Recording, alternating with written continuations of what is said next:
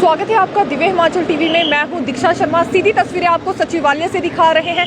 मुख्यमंत्री जयराम ठाकुर की अध्यक्षता में ठीक 10 बजे से कैबिनेट बैठक शुरू होने वाली है, क्योंकि शेड्यूल के मुताबिक ये समय दिया गया था। हालांकि मुख्यमंत्री का काफिला अभी तक नहीं पहुंचा है, लेकिन उससे पहले देखने में ये आ रहा है कि जितने भी वर्ग अपनी मांगों को लेकर परेशान चल रहे हैं, क्योंकि एक तरह से आखिरी कैबिनेट बैठक भी ये मानी जा रही है, आचार संहिता जल्दी लग सकती है, तो इनकी मांगों पर जल्दी गौर हो, इनकी समस्याओं को जल्दी से जल्दी निपटाया जाए। इसके चलते विभिन्न वर्ग आज सचिवालय में पहुंचे हैं। पहली मर्तबा देखने में ऐसा आ रहा है कि मुख्यमंत्री के आने से पहले यहां गेट को घेरने की कोशिश कर दी गई हो कर्मचारियों की ओर से। ये तस्वीरें हम आपको दिखाना चाहेंगे, जिसमें एसएमसी शिक्षक भी हैं, आईटीआई ट्रेनर्स भी पहुंचे हुए हैं। इनका ये मानना है कि हर बार ये सचिवालय के बाहर आते हैं और इंतजार करते हैं कैबिनेट के खत्म होने तक का, लेकिन उसके बाद कोई राहत भरी खबर तो इनके लिए निकल कर नहीं आती है। तो आज ऐसे में जब मुख्यमंत्री यहाँ पर पहुंचेंगे तो उनसे ये किसी भी हाल में मिलकर रहेंगे, उसके बाद ही उन्हें यहाँ से अंदर की ओर जाने देंगे।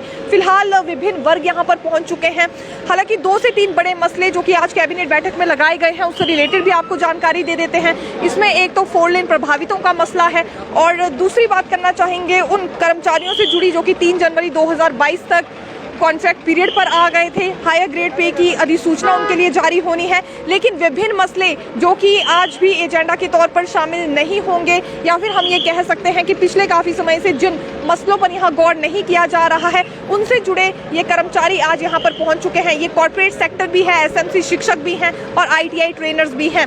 इनका ये मानना है कि मुख्यमंत्री का काफिला जब यहाँ पर पहुंचेगा तो यहाँ से अंदर की ओर नहीं जाने देंगे तब तक, जब तक इनकी मांग पर अब गौर नहीं कर लिया जाता है या पूर्ण रूप से इन्हें कोई आश्वासन यहाँ पर नहीं मिलता है। महिलाएं भी यहाँ पर पहुंची हुई है। पुलिसकर्मी इन्हें यहाँ से लगातार हटाने का प्रयास कर रहे हैं कि ये दूसरी तरफ पार्किंग के पास जाके खड़े हो जाए, लेकिन आज कर्मचारी यहाँ से नहीं हिलने वाले हैं। आचार संहिता जल्दी लागू हो सकती है और इसके बाद फिर सभी मसले कहीं ना कहीं पेंडिंग रह जाएंगे। तो आप सभी भी जानते हैं कि एक तरह से मुश्किल हो जाएगा अगली सरकार तक का, फिर इन्हें इंतजार करना पड़ेगा। पिछले 4.5 वर्षों से इसी तरह से सचिवालय में हर कैबिनेट के दौरान ये कर्मचारी आते हैं, इंतजार में रहते हैं कि शायद आज कोई ना कोई राहत भरी खबर इनके लिए निकलकर सामने आएगी, लेकिन जब ऐसा नहीं होता है तो फिर इस तरह की स्थिति यहाँ पर देखने के लिए मिलती है। देखिए, आज जितने भी मंत्रीगण आने वाले हैं, फिलहाल मुख्य सचिव आर डी धीमान यहाँ पहुँच चुके हैं और कोशिश इनकी ओर से ये की जा रही है कि अपने मसले ये रख सकें, फिर चाहे अधिकारियों के समक्ष, मंत्रियों के समक्ष। और इंतज़ार अभी फिलहाल इन कर्मचारियों को भी मुख्यमंत्री का ही है। जब वो यहाँ पर आएंगे तो इन तमाम मसलों को लेकर ये चर्चा करने वाले हैं। देखिए, इससे पहले जो कैबिनेट बैठक हुई थी उसमें आउटसोर्स कर्मियों को राहत दे दी गई है, एनएचएम कर्मियों को राहत दे दी गई है। इसके अतिरिक्त जल रक्षकों की मांग पर भी गौर हो चुका है, लेकिन विभिन्न मसले जिन पर अभी तक फिलहाल कोई भी गौर नहीं फरमाया गया है, उसमें देखिए सबसे पहला नाम हम कहना चाहेंगे एसएमसी शिक्षक हैं, क्योंकि स्थायी नीति की मांग कर रहे हैं। कॉर्पोरेट सेक्टर के पेंशनर्स हैं, इनका कहना है कि बाकी कर्मचारियों की तर्ज पर इन्हें भी पेंशन यहाँ पर दी जाए। और इसके अतिरिक्त अंशकालीन जलवाहक भी हैं, जिनकी मांग पर अभी फिलहाल गौर नहीं हुआ है, जो कि राजस्व विभाग में यहाँ पर लगे हुए हैं। पुलिसकर्मी इन्हें यहाँ से लगातार हटाने का प्रयास कर रहे हैं, हटाने का प्रयास जारी है, लेकिन आज हमें ऐसा लग रहा है कि शायद अपनी बात कहकर ही कर्मचारी यहाँ से जाने वाले हैं। ये बिल्कुल सचिवालय के गेट के पास की तस्वीरें यहाँ पर बनी हुई हैं कि गेट घेरने की कोशिश हम कहना चाहेंगे कर्मचारियों की ओर से यहाँ पर की जा रही है।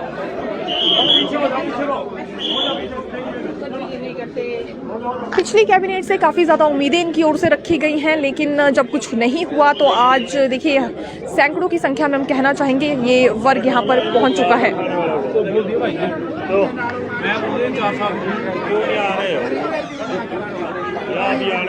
देखिए, वोकेशनल टीचर्स भी हैं और इसके अतिरिक्त हम कंप्यूटर शिक्षकों की भी बात करना चाहेंगे। विभिन्न वर्ग आज यहाँ पर पहुँच चुके हैं, लेकिन अभी क्या आश्वासन इन्हें मुख्यमंत्री की ओर से यहाँ पर दिया जाता है, ये बिल्कुल देखने वाली बात रहेगी। सीधी तस्वीरें जो कि सचिवालय के गेट के पास से हम आपको दिखा रहे हैं, इन्हें भेजने का प्रयास यहाँ से किया जा रहा है, लेकिन टस से मस अभी यहाँ पर ये कर्मचारी होते हुए नजर नहीं आ रहे हैं। कारण वही है कि आचार संहिता जल्दी लागू होने वाली है, ऐसे में फिर इनके मसले पेंडिंग रह जाएंगे। पिछले 4.5 वर्ष से इंतजार में ये कहीं ना कहीं बने हुए हैं। और अब और ज़्यादा इंतज़ार नहीं कर सकते हैं, ये बात इनकी ओर से कही जा रही है। जब कुछ एक वर्गों को यहाँ पर राहत प्रदान की जा सकती है, जिस तरह से एनएचएम की हम बात करें, आउटसोर्स की हम बात करें, भले ही आउटसोर्स के लिए अभी कंपनी यहाँ तैयार होनी है, इसके लिए थोड़ा सा समय लगना है, लेकिन पिछले कल एक बड़ी अपडेट उनके लिए भी निकलकर सामने आई थी। नोटिफिकेशन जारी हो चुकी है उनकी जॉब सिक्योरिटी को लेकर। दूसरी बात अगर हम एनएचएम को लेकर करें तो छठा वेतन आयोग उन्हें प्रदान किया जाएगा कॉन्ट्रैक्ट पीरियड पर आने के बाद। और तीसरी अगर हम बात करें जल रक्षकों को लेकर तो 12 वर्ष से घटाकर कॉन्ट्रैक्ट पीरियड पर आने का समय उनका 8 वर्ष कर दिया गया है। तो ऐसे में इनके डिमांड्स पर फिर गौर क्यों नहीं हो रहा है। एक स्थायी नीति की मांग एसएमसी शिक्षक कर रहे हैं, कंप्यूटर शिक्षक कर रहे हैं और वोकेशनल टीचर्स भी कर रहे हैं। आईटीआई ट्रेनर्स भी आज यहाँ पर तकनीकी विभाग से पहुंचे हुए हैं। और इसके अतिरिक्त कॉर्पोरेट सेक्टर्स के पेंशनर्स जो कि लंबे अरसे से ये मांग उठा रहे हैं कि बाकी कर्मचारियों की तर्ज पर इन्हें भी पेंशन मिलनी चाहिए, ये भी आज यहाँ पर पहुंचे हुए हैं। पिछली कैबिनेट में भी ये सभी वर्ग यहाँ पर देखे गए थे। रात 9 साढ़े 9 बजे तक इन्होंने यहाँ पर इंतजार किया था और उसके बाद हाथ इनके कुछ नहीं लगा, निराशा लगी। एक और वर्ग हम बताना चाहेंगे जो कि सीनियरिटी से जुड़ी मांग कर रहे हैं। ये राज्य के सरकारी कर्मचारी हैं जिनका ये कहना है कि डेट ऑफ अपॉइंटमेंट से इन्हें सीनियरिटी का लाभ दिया जाए। आज ये भी यहाँ पर आए हुए हैं।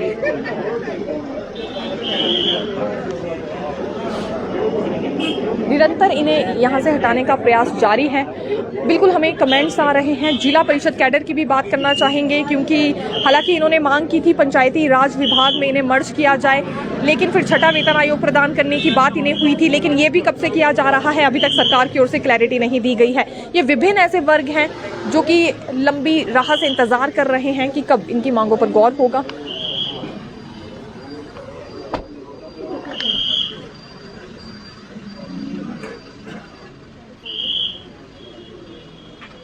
मंत्री राजेंद्र गर्ग इस वक्त यहाँ पर पहुँच चुके हैं और एक उम्मीद लगाकर आज कर्मचारी यहाँ पर आए हैं, लेकिन कर्मचारियों का भी ये कहना है कि आज मुख्यमंत्री से बिना बात किए हुए ये नहीं जाने वाले हैं। इससे पहले जितने भी वर्ग आते थे एक स्पेशल अपॉइंटमेंट लेकर आते थे, फिर मुख्यमंत्री उन्हें समय देते थे कि कितने बजे जाकर मिलेंगे, लेकिन आज ऐसा कुछ नहीं है। ये सभी वर्ग एकजुट हो गए हैं, एक साथ एक ही कतार में खड़े हुए नजर आ रहे हैं और इस बीच इंतजार हो रहा है सीएम सर का।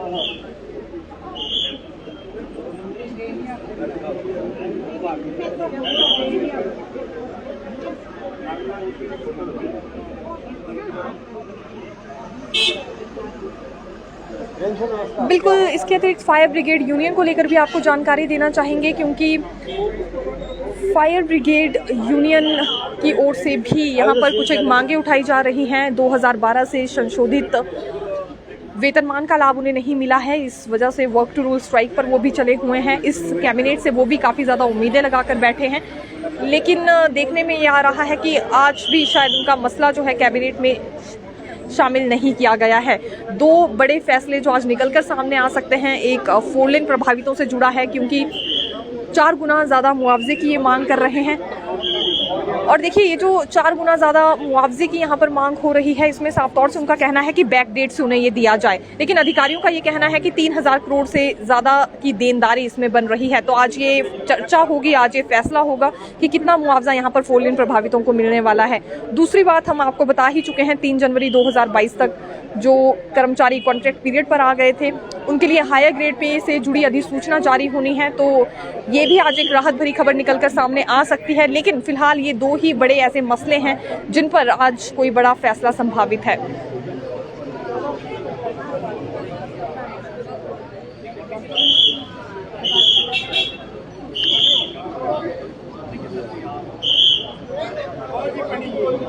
लगातार सिलसिला जारी है, मंत्रियों की गाड़ियां यहां पर आ रही हैं, लेकिन ये तस्वीरें आप देख सकते हैं कि कर्मचारी यहां से टस से मस नहीं हो रहे हैं।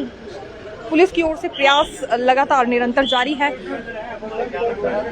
परिवहन मंत्री विक्रम सिंह ठाकुर यहां पर आ चुके हैं और कहने की कोशिश कर रहे हैं कर्मचारी अपनी बात को, लेकिन सुना नहीं जा रहा है।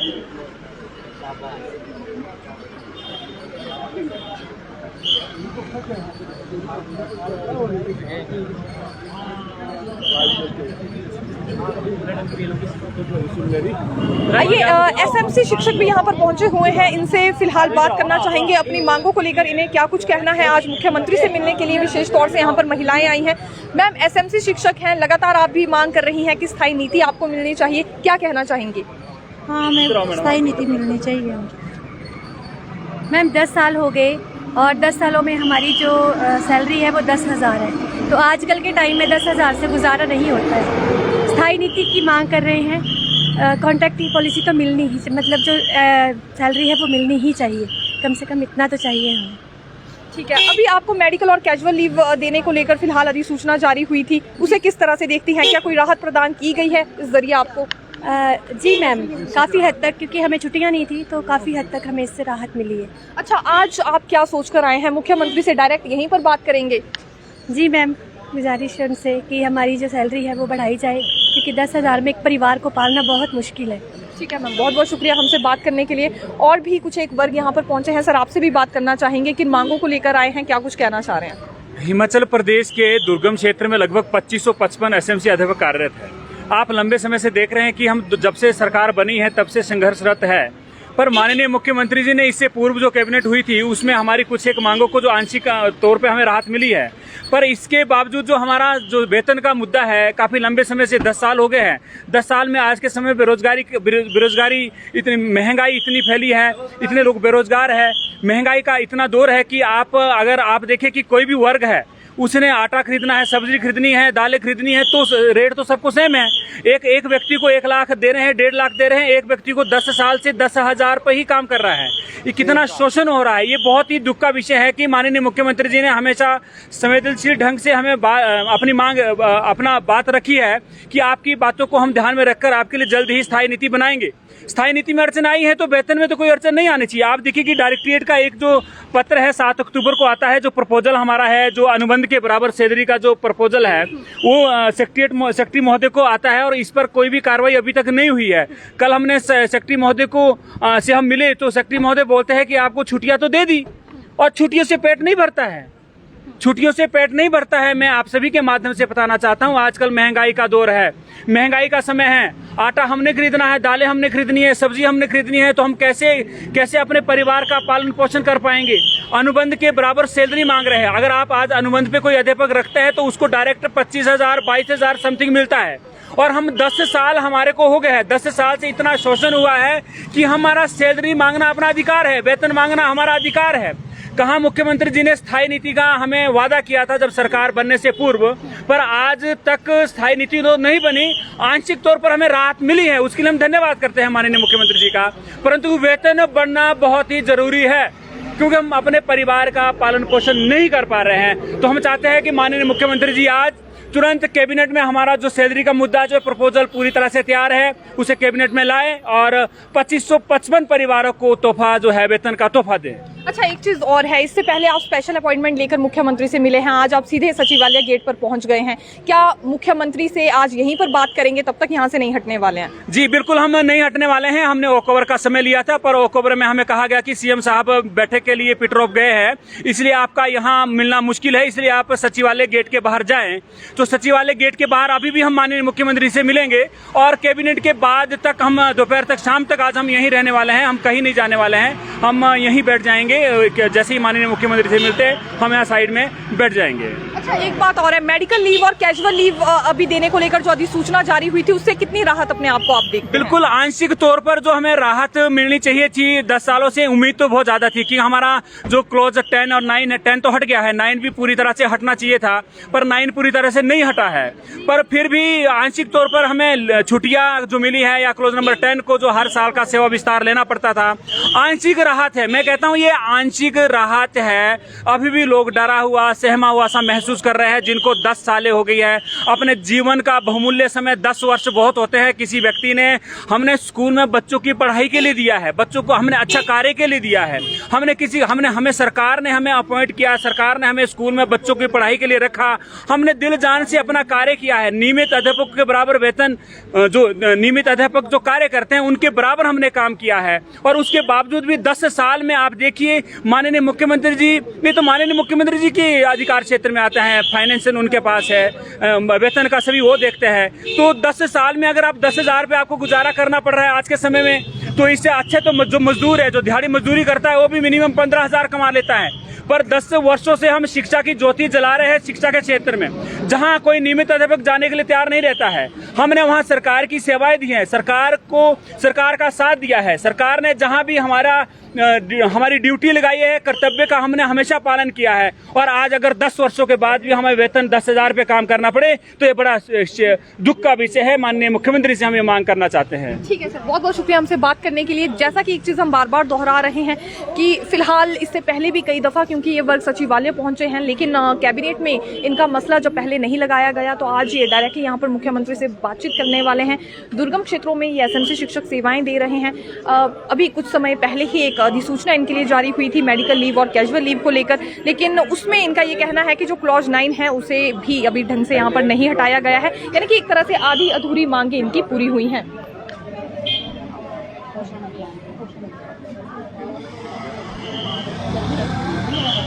फिलहाल कुछ एक आउटसोर्स कर्मी भी हमारे साथ यहाँ पर मौजूद है। पोषण अभियान के तहत क्योंकि 75 के करीब ऐसी संख्या है जिन्हें यहाँ से डिसकंटिन्यू करने की बात कही गई है और ये दिसंबर से इन्हें डिसकंटिन्यू करने की बात हुई है, तो इनसे भी हम यहाँ पर ज़रूर बात करना चाहेंगे।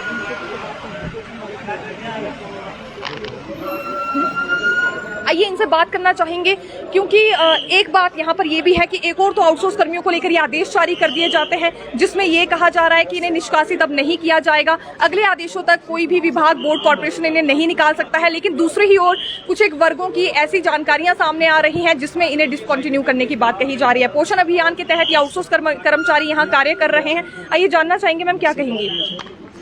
मैम, हमारी ये चिट्ठी आई थी कि पोषण अभियान में जितने भी कार्यरत हैं उनको नहीं निकाला जाएगा। फिर 10 तारीख को एक चिट्ठी आती है सेक्रेटरी से, हमारे सेक्रेटरी मैडम हैं, वो देते हैं डायरेक्टर को कि इसमें जो 75 हमारे असिस्टेंट हैं और एक कंसल्टेंट हैं उनकी सेवाएं 1/12/2022 को समाप्त कर दी जाएगी। अब इसीलिए हम आए हैं कि सीएम साहब से आज मिल लेते हैं, उनको अपनी चिट्ठी बता देते हैं। जबकि सबके लिए कहा गया था कि आउटसोर्स कर्मचारी को नहीं निकाला जाएगा, तो हमारे साथ ये नाइंसाफी क्यों हो रही है। अच्छा, ये जो अभी पिछले कल नोटिफिकेशन जारी हुई है जिसमें ये कहा गया है कि आगामी आदेशों तक निष्कासन का कोई भी मामला अब सामने नहीं आएगा, कोई भी विभाग नहीं निकाल सकता आउटसोर्स कर्मियों को, तो उसके बाद आपको लग रहा है कि अब वापस से आपकी सेवाएं बहाल हो पाएंगी? क्योंकि ये जो डिसकंटिन्यू करने के लिए ऑर्डर जारी हुए हैं ये पिछली नोटिफिकेशन से पहले के हुए हैं। पहले की नहीं मैडम, ये तो 10 अक्टूबर को हुए हैं। अब पिछले कल नोटिफिकेशन कल हुई है। नोटिफिकेशन पिछले कल हुई है, लेकिन ये ऑर्डर उससे पहले जारी हो गए थे कि आपकी सेवाओं को डिसकंटिन्यू किया जाएगा। तो आपको लग रहा है, कोई उम्मीद है कि वापस से आपकी सेवाओं को बहाल किया जाएगा?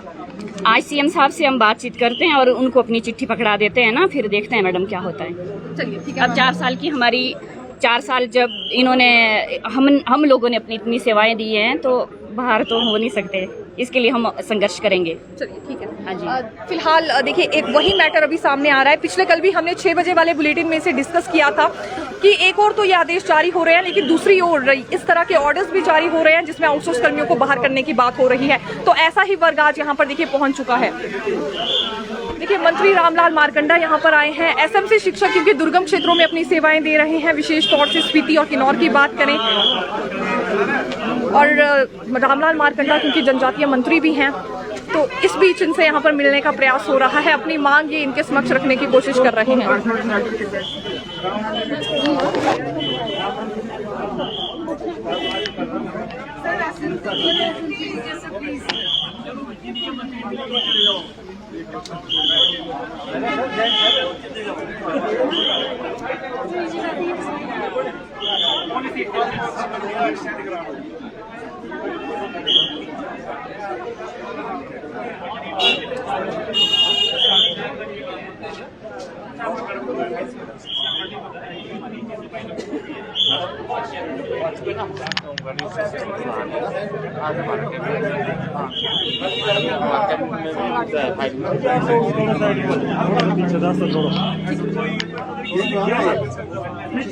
देखिए फिलहाल हटाने का प्रयास हो रहा है कर्मचारियों को, लेकिन आज ऐसा लग रहा है कि शायद ये किसी की भी नहीं सुनने वाले हैं। जितने भी मंत्रीगण यहाँ पर पहुंचे उनसे इन्होंने मिलने का प्रयास किया, अपनी बात कहने की भी कोशिश की, लेकिन मुख्यमंत्री जब यहाँ पर आएंगे और किस तरह की स्थिति बन जाती है, क्योंकि पुलिस भी आज देखिए इस स्थिति पर काबू नहीं पा रही है और ये एक तरह से मुश्किल हो गया है पुलिस कर्मियों के लिए भी, क्योंकि अपनी जिद पर यहाँ पर ये सभी कर्मचारी वर्ग अड़ चुके हैं। हर कैबिनेट में इन्होंने इंतजार किया लेकिन हाथ इनके कुछ नहीं लगा। तो ऐसे में इनका ये मानना है कि आज किसी भी तरह से ये निराशा हाथ लेकर नहीं जाएंगे, बल्कि इनके मसलों पर गौर हो, यही इनकी कोशिश रहने वाली है।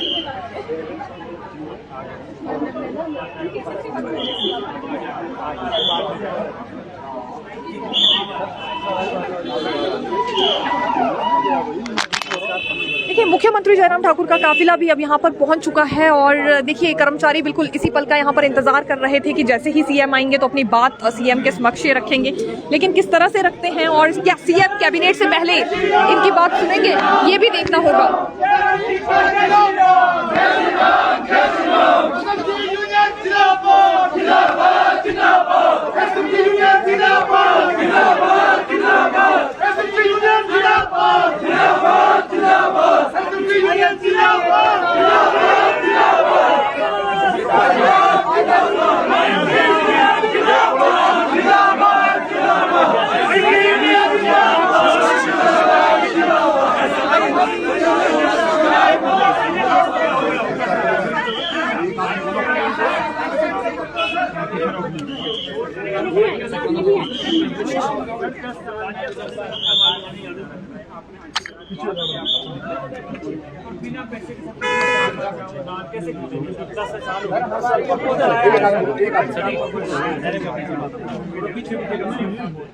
सर आपके लोग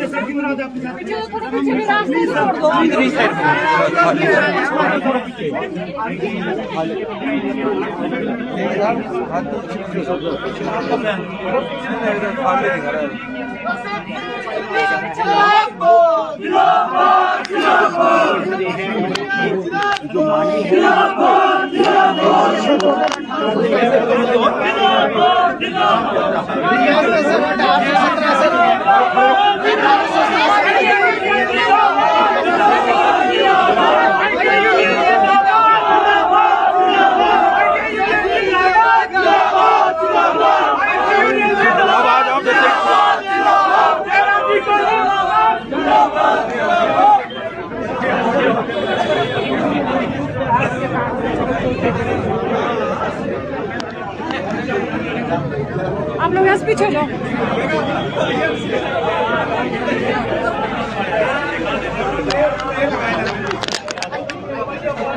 देखिए फिलहाल यहाँ पर क्योंकि आईटीआई ट्रेनर्स भी पहुंचे हुए हैं और इस दौरान इनसे भी बात करना चाहेंगे क्योंकि मुर्दाबाद के नारे इन्होंने अभी लगाए हैं। शायद कारण ये है कि मुख्यमंत्री ने ढंग से इनकी बात नहीं सुनी। सर क्या कहना चाहेंगे, प्रयास आपने किया था मुख्यमंत्री के समक्ष अपनी बात रखने का? मैम हम बहुत टाइम से प्रयास कर रहे हैं इस चीज़ के लिए और ऐसा नहीं कि सीएम साहब हमारी बात सुन नहीं रहे हैं। सीएम साहब हमारी बात सुन रहे हैं, बहुत टाइम से सुन रहे हैं, पर वो बात सिर्फ सुनी जा रही है अब तक सीएम साहब की तरफ से। पर हमें लगता है, आशा है आज उनसे कि आज वो हमारी बात को सुनेंगे और उसको अमल पे भी लाएंगे, क्योंकि हमारी जो फाइल है वो एजी साहब से लॉ से और फाइनेंस से अप्रूव हो चुकी है। उनका कहना है कि सीएम साहब अगर इस फाइल को अप्रूवल देते हैं तो आपका काम जो है तुरंत हो जाएगा। आज भी आप उम्मीद लगाकर बैठे हैं इस कैबिनेट? बिल्कुल मैम, 100% उम्मीद लगा के बैठे हैं। आज तक हमने कोई अनशन नहीं किया, ना ही हमने कोई ऐसी चीज की जिसकी वजह से सरकार को कोई दिक्कत हो। हम हमेशा शांति से अपनी बात रखते रहे और आज भी हम अपनी बात को शांति से ही रख रहे हैं। मैम अच्छा, एक चीज और है, अगर आज भी आपकी डिमांड पर गौर नहीं होता है तो क्या फिर अगला कदम रहेगा? मैम फिर से हम वही जो हम हमेशा जो हम चीजें शांतिप्रिय मार्ग जो हमारा है हम उसी को अपनाएंगे। हम नहीं चाहते कि हम कोई रोष व्यक्त करें किसी तरह से। हम चाहते हैं कि शांतिप्रिय तरीके से अगर ये चीज हो जाती है तो हमारे लिए इससे बड़ी चीज और कुछ नहीं हो सकती है, क्योंकि हमारी पॉलिसी जो है वो पहले से बनी हुई है। उसमें एक्सटेंशन करनी है सिर्फ डेट की, क्योंकि पॉलिसी का फ्रेम करना कोई नई तरीके से कोई सबसे मुश्किल काम है। पर हमारी पॉलिसी जो है नई तरीके से फ्रेम नहीं होगी, उसमें सिर्फ डेट एक्सटेंड की जाएगी। तो वो सीएम साहब के हाथ में पूरी तरह से है, बिकॉज फाइनेंस ने अप्रूवल दे दिया है और लॉ से अप्रूवल मिल चुका है, एजी साहब से भी अप्रूवल मिल चुका है। और एजी साहब का कहना है कि सीएम साहब चाहें तो इस चीज को शांतिप्रिय तरीके से आराम से कर सकते हैं। ठीक है सर, बहुत बहुत शुक्रिया हमसे बात करने के लिए।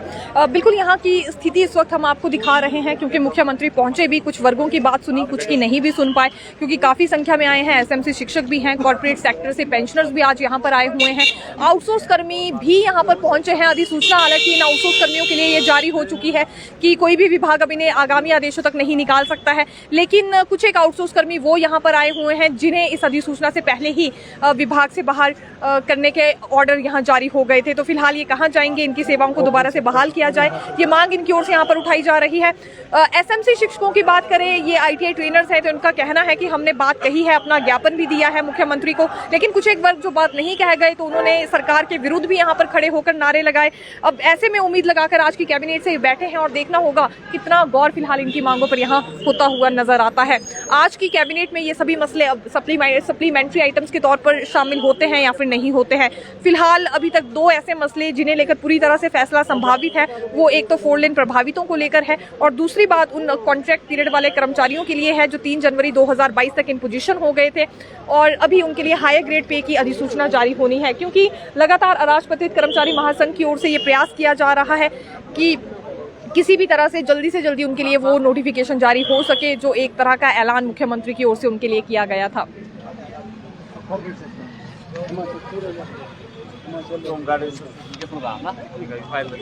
आइए होमगार्ड से भी यहाँ पर बात करना चाहेंगे। जैसा कि हमने कहा विभिन्न वर्ग आए हैं, कुछ अपनी बात मुख्यमंत्री से कह पाए तो कुछ नहीं भी कह पाए। सर क्या कहना चाहेंगे इस बीच? हम तो आज की डेट में ये कहना चाहेंगे कि हिमाचल होमगार्ड की जो आज तक बरसों पुरानी जो हमारी संस्था के साथ जो हम अभद्र व्यवहार हमारे साथ जो हुआ है, उस विषय को लेकर आज माननीय मुख्यमंत्री से हमारा पिछले काल भी मिलना हुआ।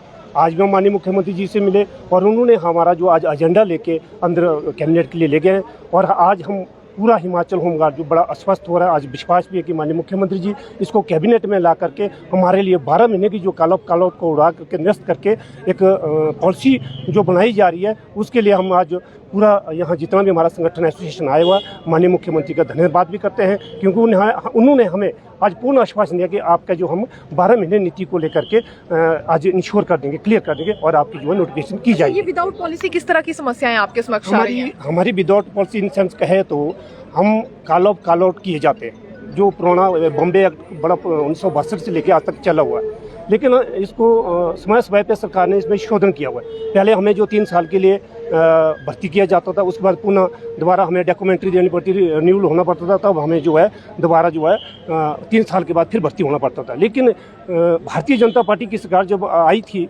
धूमल जी हमारे चीफ मिनिस्टर थे, उन्होंने जो 3 साल को हटा करके 53 साल किया।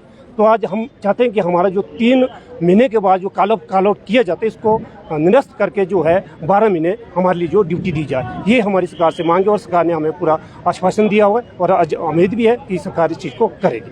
कितनी आपकी कुल संख्या है अभी होमगार्ड की हिमाचल प्रदेश में? वर्तमान हमारे 6000 होमगार्ड हैं जो कि बस्टेड है और वैसे संख्या जो कुल 8000 है। जब तक हमारा 6000 के लिए जो पॉलिसी नहीं बनती है तब तक जो है भर्ती भी हम माननीय मुख्यमंत्री से 2-3 बार वार्ता की कि भर्ती तब तक ना हो। माननीय मुख्यमंत्री ने हमारी बात को सुना और जो भर्ती नहीं हो रही, जो कि हमारी 2000 की डेफिशिएंसी पड़ी है, उसको पूर्ण रूप से हमने बंद कर दिया जब तक हमारी कोई नीति नहीं बनती है 6000 की।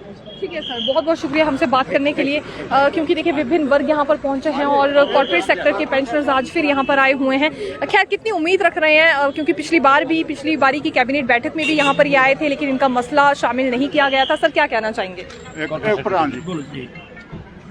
मैडम, हम Himachal Pradesh state forest corporate sector के रिटायर्ड एम्प्लॉइज हैं और यहाँ अपनी पेंशन बहाली के लिए सरकार से पिछले 9 महीने से लगातार जद्दोजहद चल रही है। सभी मंत्रियों को, इनके पार्टी पदाधिकारियों को और माननीय मुख्यमंत्री को भी आज मेरा ख्याल 20-21 बार मेमोरेंडम दे चुके हैं। तो हर बार हाँ तो सभी लोग करते हैं लेकिन करके कुछ नहीं दे रहे हैं। तो आज भी इसी विषय को लेकर एक प्रतिनिधिमंडल माननीय मुख्यमंत्री जी को भी मिला है, ज्ञापन भी उन्हें दिया है। तो उन्होंने बड़े अदा से मुस्कुराते हुए हाँ ना तो नहीं कहा, लेकिन मुस्कुराहट बहुत ही चेहरे पे। पिछली बार भी हमें आश्वासन दिया था कि आपकी इस पर हम गौर करेंगे और कैबिनेट में लगाएंगे, 6 तारीख को जो कैबिनेट थी, लेकिन उसके बावजूद इन्होंने कैबिनेट में लगाया ना कोई अभी तक फैसला सुनाया। तो अब आपके माध्यम से भी हम सरकार से अनुरोध करेंगे कि जो 2004 में कांग्रेस सरकार ने पेंशन बंद की थी उसे बहाल किया जाए, क्योंकि ये पेंशन 1999 में बीजेपी सरकार ने ही लागू की थी। ठीक है सर, और अभी अगर 2007 और 2017 के मैनिफेस्टो में भारतीय जनता पार्टी ने डाला था ये सारा मुद्दा कि हम कॉर्पोरेट सेक्टर को पेंशन बहाल करेंगे, और जबकि ठाकुर जयराम जी ही उस समय भाजपा के अध्यक्ष भी यही थे हिमाचल प्रदेश के। ठीक है सर, हम देख रहे हैं कि इससे पहले भी जब कैबिनेट बैठकें हुई हैं तो बिल्कुल कॉर्पोरेट सेक्टर वाले पेंशनर्स यहाँ पर पहुंचे हैं, लेकिन डिमांड पर तो गौर नहीं हो रहा है। क्या आपका अगला कदम रहेगा? मैडम, अगला कदम तो प्रजातंत्र में सभी को अधिकार है, अगर कोई हमारा काम नहीं करे तो हम भी उसका काम नहीं करेंगे, हमारा साथ नहीं देगा हम भी उसका साथ नहीं देंगे। और वैसे भी आपने देखा सरकार तो वृद्धजनों के सम्मान के लिए जगह जगह बड़े बड़े होर्डिंग लगा रखे हैं। मेरे ख्याल 40-40, 50-50 हज़ार रुपये होर्डिंग लगा रखे पूरे हिमाचल प्रदेश में, कि एक होर्डिंग का खर्चा है। तो मेरा ख्याल वो होर्डिंग बंद कर दें। सम्मान कहाँ कर रहे हैं वृद्धजनों का? हम 70 साल के लोग, 17 साल के लोग तो यहाँ धक्के खा रहे हैं पेंशन के लिए। तो ये सम्मान का इससे बढ़िया तरीका मेरा ख्याल तो कहीं दुनिया में हो नहीं सकता कि 70-75 साल के लोग पेंशन बहाली के लिए रिक्वेस्ट करते हैं, सड़कों पर धक्के खा रहे हैं। सरकार कह रही है हमने वृद्धजनों का सम्मान कर रखा है। तो ये कौन सा सम्मान करने का तरीका है? मेरा ख्याल वो होर्डिंग भी अगर ना छापे होते तो उससे ही हमारी पेंशन बहाल हो जाती। ठीक है सर, अभी आप उम्मीद लगाकर बैठे हैं वर्तमान सरकार से, कांग्रेस सरकार ने आपकी ये पेंशन बंद कर दी थी अधिसूचना जारी करके। वर्तमान सरकार इस पर कुछ नहीं कर रही है, तो आपको क्या लग रहा है, कोई तीसरा विकल्प देखने की अब जरूरत है? देखिए, वो तो निश्चित तौर पे होगा ही। जब कोई काम नहीं करेगा तो उसके खिलाफ तो लोग जाएंगे ही और तीसरा विकल्प ढूंढेंगे ही। ये लोग खुद मजबूर कर रहे हैं हम लोगों को, हम तीसरे विकल्प तक ढूंढें इसको, वरना हम तो सदा से बीजेपी के साथ रहे हैं। मेरा ख्याल हमारी ऑर्गेनाइजेशन में 80% लोग बीजेपी से जुड़े हुए हैं और पदाधिकारी भी हैं रिटायरमेंट के बाद। तो अब सरकार पता नहीं क्या रवैया अपनाएगी, अभी देखते हैं। आज भी एक कैबिनेट मीटिंग है, तो उसी के लिए हम आए थे, माननीय मुख्यमंत्री से प्रार्थना की भी है अभी। तो अब देखते हैं क्या रिजल्ट आता है। ठीक है सर, बहुत बहुत शुक्रिया हमसे बात करने के लिए। देखिए, ये कॉर्पोरेट सेक्टर के पेंशनर्स हैं। 2004 में एक अधिसूचना कांग्रेस की सरकार की ओर से जारी की गई थी, जिसमें इनकी पेंशन बंद कर दी गई थी, और उसके बाद इनका ये कहना है कि 1999 से 2004 के बीच अभी भी कुछ एक कॉर्पोरेट सेक्टर के पेंशनर्स हैं जिन्हें पेंशन मिल रही है, लेकिन फिर इनके लिए भी वो बहाल होनी चाहिए बाकी कर्मचारियों की तर्ज पर। वर्तमान सरकार ने कई दफा इन्हें आश्वासन दिए, लेकिन अभी तक इनकी मांग पर गौर होता हुआ नजर नहीं आ रहा है। अब तीसरा विकल्प यहाँ पर ये वर्ग ढूंढ रहे हैं। पूर्व सरकार ने भी कुछ नहीं किया, वर्तमान सरकार भी कुछ नहीं कर रही है, और ऐसे में इनके सपने काफी ज्यादा अधूरे रह रहे हैं। कुछ वर्ग जिनकी डिमांड्स पर गौर हुआ है, तो उनका ये मानना है कि आधी अधूरी मांगे हमारी पूरी कर दी। एसएमसी शिक्षकों का भी ये कहना है, आउटसोर्स कर्मियों का भी ये कहना है, पोषण अभियान के तहत यहाँ जो कर्मी लगे हुए हैं उनका ये मानना है कि एक और तो ये आदेश जारी कर दिए गए हैं कि उन्हें किसी भी विभाग से ना निकाला जाए, लेकिन दूसरी ही ओर फिर ये उससे पहले के ऑर्डर्स जारी हुए हैं जिसमें उन्हें डिसकंटिन्यू करने की बात की गई है। तो ऐसे में वो कहाँ जाएंगे, दोबारा से उनकी सेवाएं बहाल होगी नहीं होगी, ये भी एक बड़ा सवाल बना हुआ है, क्योंकि पिछले कल की अधिसूचना में इस बात को लेकर कोई भी स्पष्टीकरण आउटसोर्स कर्मियों के लिए नहीं दिया गया है कि जिन्हें डिसकंटिन्यू करने की बात हुई है उन्हें दोबारा से उनकी सेवाओं पर रखा जाएगा या फिर नहीं रखा जाएगा। तो आज कैबिनेट बैठक की कुछ ऐसी ही स्थिति बनी हुई है। फिलहाल दो बड़े मसलों को लेकर हम आपको जानकारी दे ही चुके हैं, 4 लेन प्रभावितों को लेकर, और दूसरी बात जो 3 जनवरी 2022 तक कर्मचारी कॉन्ट्रैक्ट पीरियड पर आए थे, इन्हें लेकर 2 बड़े फैसले संभावित हैं। इसके अतिरिक्त अभी फायर ब्रिगेड यूनियन की बात करें जो कि वर्क टू रूल स्ट्राइक पर चल रही है, HRTC कर्मियों की बात करें जिन्होंने चेतावनी दी हुई है, तो ये तमाम चीजें लटकी हुई हैं, लेकिन इन्हें लेकर सरकार अभी कोई भी जिक्र करती हुई नजर नहीं आ रही है। तो फिलहाल के लिए यही जानकारी, फिर मिलेंगे नई खबर के साथ। देखते रहिए दिव्य हिमाचल टीवी। धन्यवाद।